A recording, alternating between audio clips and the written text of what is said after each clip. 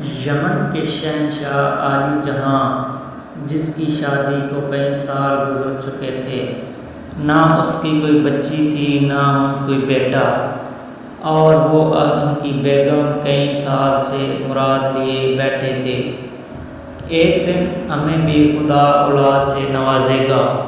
ان کی عمر بھی بیتی جا رہی تھی۔ شہنشاہ عالی جہاں اور ان کی بیوی بڑھاپے کی عمر کو پہنچ گئے تھے۔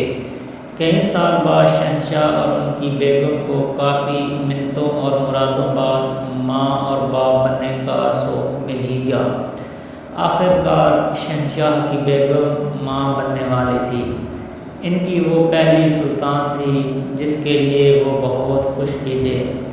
لیکن جب 9 مہینے پورے ہوئے، ان کی بیگم کو تو وہ دن ہی کچھ ایسا تھا جس دن کے لیے بچے یا تو انسان کا روپ لے کے جنم لیتے ہیں یا تو شیطان بن کے جنم لیتے ہیں۔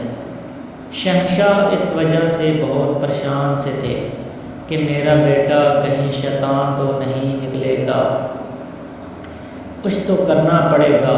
اب مجھے پتہ لگانا ہوگا میرا بیٹا شہزادہ ہوگا کہ شیطان۔ کافی سوچ و بچار کے بعد انہیں یاد آیا کہ یہاں تو بڑے بڑے جادوگر ہیں، کیوں نہ ان کو بلوایا جائے اور ان سے پتہ کیا جائے۔ اور کوئی رستہ بھی نہیں اس کے علاوہ۔ وہ سپاہی کو آواز لگاتے ہیں اور اس کو اپنے کمرے میں جلدی سے آنے کا حکم دیتے ہیں۔